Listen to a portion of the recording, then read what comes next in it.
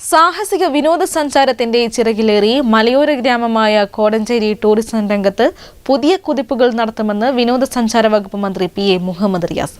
കോടഞ്ചേരിയിലെ പുലിക്കയത്ത് അന്താരാഷ്ട്ര kayaking facilitation കേന്ദ്രത്തിന്റെ പ്രവർത്തനോദ്ഘാടനം നിർവഹിച്ച് സംസാരിക്കുകയായിരുന്നു മന്ത്രി.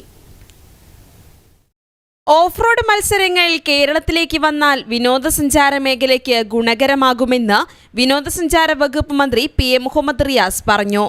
ഇന്ത്യയിൽ നടക്കുന്ന ഓഫ് റോഡ് മത്സരങ്ങളിൽ കൂടുതൽ പങ്കെടുക്കുന്നത് മലയാളികളാണ്. നമുക്കിവിടെ ഓഫ് റോഡ് ചാമ്പ്യൻഷിപ്പുകൾ നടത്താനുള്ള സൗകര്യമില്ല. നിയമപരമായും മറ്റുമുള്ള സൗകര്യങ്ങൾ ഏർപ്പെടുത്തിയാൽ മലയാളികളെ കൂടാതെ സംസ്ഥാനത്തിന് പുറത്തുനിന്നും ആളുകൾ എത്തും. ഇത് വിനോദസഞ്ചാര മേഖലയ്ക്ക് ഉണർവേകുമെന്നും അദ്ദേഹം പറഞ്ഞു. കോടഞ്ചേരിയിലെ പുലിക്കയത്ത് അന്താരാഷ്ട്ര കയാക്കിംഗ് ഫെസിലിറ്റേഷൻ കേന്ദ്രത്തിന്റെ പ്രവർത്തനോദ്ഘാടനം നിർവഹിച്ച് സംസാരിക്കുകയായിരുന്നു മന്ത്രി.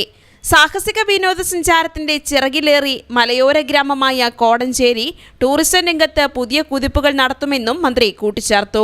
കോമ്പറ്റീഷനിൽ പങ്കെടുക്കുന്ന ആളുകളെ കുറിച്ചുള്ള ഒരു പഠനം നടത്തിയപ്പോൾ ഞാൻ അത്ഭുതപ്പെട്ടു.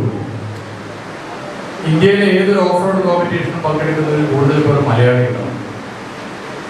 എന്നാൽ നമുക്ക് അതിന് പറ്റിയ കേന്ദ്രങ്ങൾ നമ്മുടെ സംസ്ഥാനത്തുണ്ട്.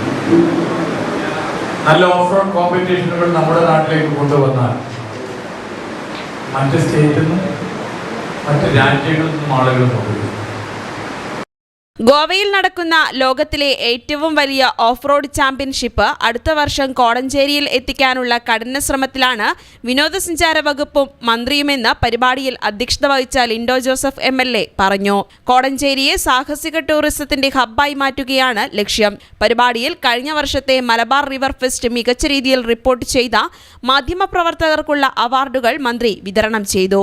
KTIL chairman SK Sajeesh, Kodenchery ഗ്രാമപഞ്ചായത്ത് പ്രസിഡന്റ് അലക്സ് തോമസ് ചെമ്പകശ്ശേരിയിൽ, തിരുവമ്പാടി ഗ്രാമപഞ്ചായത്ത് പ്രസിഡന്റ് ബിന്ദു ജോൺസൺ, ഓമശ്ശേരി ഗ്രാമപഞ്ചായത്ത് പ്രസിഡന്റ് ഗംഗാധരൻ, കോടഞ്ചേരി ഗ്രാമപഞ്ചായത്ത് വൈസ് പ്രസിഡന്റ് ചിന്ന അശോകൻ തുടങ്ങിയവർ സംസാരിച്ചു. News bureau, Mukkam.